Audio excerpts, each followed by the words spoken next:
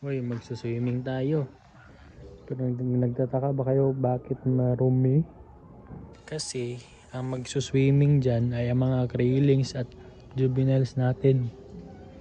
Kasi ang tirahan nila ay nagkusa ng ng tubig. Nagkusa tawag doon, mag-alis ng tubig. Kasi nung isang araw naglindol. Siguro yun yung dahilan bakit ito nag-crack. Hindi namin alam kung saan nag-crack. Kaya ito na risk yung swimming pool namin, no. Madumi na kasi matagal na hindi nagamit. Ayan.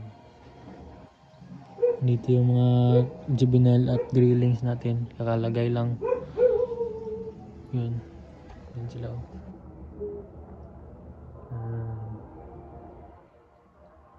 Marumi na masyado kasi wala lang linis-linis. Hindi ko muna sana linisan kasi may mga krillings pa.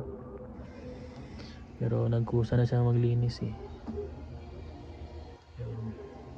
Dati ganyan yung kataas ang tubig, tapos ganyan hanggang naging ganyan na siya ngayon.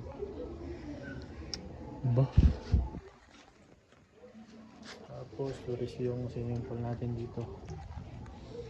Ko muna, i-overnight bago ko lipat ng mga grillings at juveniles. Pero may hirapan ako maglipat kasi nilipat ng mga grillings, tapos napakarumi ko ng concrete pan natin. So ganyan talaga. So bad morning na kasi ilipat ko na sana ang crayfish, mga juvenile crayfish grillings dito sa pool namin. Tingnan nung nangyari, may butas na pala, kaya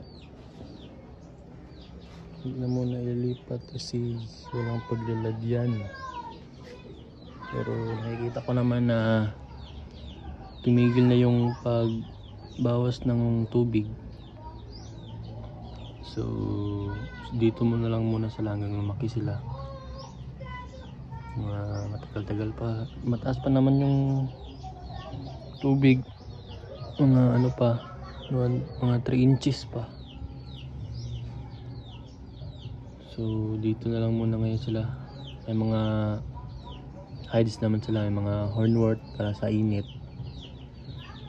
Kaya dyan na lang muna hanggang lumaki.